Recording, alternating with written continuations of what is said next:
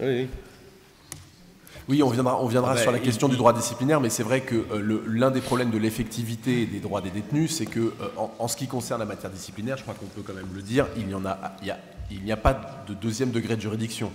La sanction disciplinaire est, enfin, alors, sauf à ce que quelqu'un me détrompe, mais systématiquement exécutée avant qu'une réponse vous ait été donnée au niveau interrégional, et je ne parle pas du tribunal administratif ou de la cour administrative d'appel. Donc lorsque vous prenez une sanction disciplinaire, l'effectivité du recours est totalement nulle. Donc la seule possibilité, c'est d'aller la contester, de la faire annuler, et éventuellement d'aller faire un délit. Référé suspension, éventuellement, mais on a intérêt à faire vite, hein, effectivement. Il y a une jurisprudence de référé suspension dans le code, c'est pour ça que je vous le dis, mais si on arrive à justifier d'une urgence, vous pouvez arriver à faire suspendre, et puis ensuite à faire annuler dans le cadre d'un référé suspension, mais c'est véritablement quelque chose de... Alors allons-y, parce que c'est hyper intéressant. L'exemple d'un référé suspension qui pourrait être efficace. Vous avez une personne dont l'état de santé, manifestement, s'oppose à ce qu'elle aille au quartier disciplinaire. Je veux dire, il faut arriver à démontrer qu'on a une urgence. Bon, d'une part, une urgence, de l'autre part, un doute qui faire naître un doute sur la légalité de la décision attaquée. Bon, sur l'urgence, on se fait jeter 9 fois sur 10. Non, mais ça, on le sait bien. Mais je veux dire, supposons que vous tombiez sur le cas d'une personne qui a fait déjà 4 tentatives de suicide au quartier disciplinaire dans ses passages précédents, etc., et puis qui se retrouve à nouveau occupé. Je pense que ça peut permettre de faire naître quand même un réflexe positif du côté du juge administratif, je ne sais pas.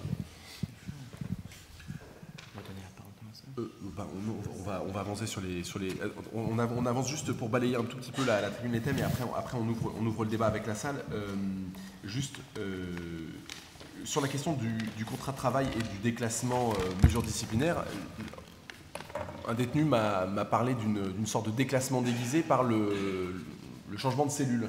C'est quelque chose qui vous a déjà été l'un à l'autre évoqué, sans qu'on lui notifie à proprement parler le déclassement. Tout simplement, il était oxy, et puis il s'est retrouvé, on est allé le transférer, on est allé changer de cellule.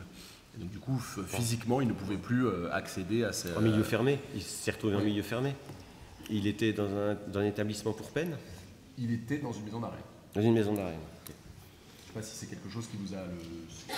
La question du déclassement déguisé, je ne sais pas si c'est un thème... Enfin, effectivement, c'est à chaque fois si on change de type d'établissement ou de quartier, etc., effectivement, là, il y a le risque, mais enfin, on n'a pas été saisi sur... Bon, parce que l'un des éléments, c'est la complexité pour nous d'avoir accès à ces informations, et c'est dans le dialogue notamment avec l'administration pénitentiaire, quand on a une situation qui nous est présentée par le détenu, de pouvoir aller la vérifier, de ce qu'il en a compris, quelle est la réalité, et ça c'est un élément sur lequel vous pourrez peut-être nous éclairer sur la manière dont on peut s'y prendre, parce que pour nous avocats, pour pouvoir défendre le détenu, il faut encore comprendre la situation, comment elle s'est présentée, et il ne l'a pas toujours intégrée dans sa dimension, mais du coup c'est assez difficile d'avoir la réalité de l'information. J'ai un autre exemple à vous donner, mais c'est un petit peu divergent par rapport à ça. Mais ce qui est absolument certain, c'est que si une personne se retrouve par exemple à l'isolement, c'est absolument certain qu'elle perd son emploi et qu'elle est de fait déclassée. Ça, c'est absolument certain. Maintenant, dans une maison d'arrêt comme celle de Rouen, par exemple, je ne vois pas en quoi le changement de cellule pourrait entraîner un déclassement, hormis le fait de partir au quartier d'isolement.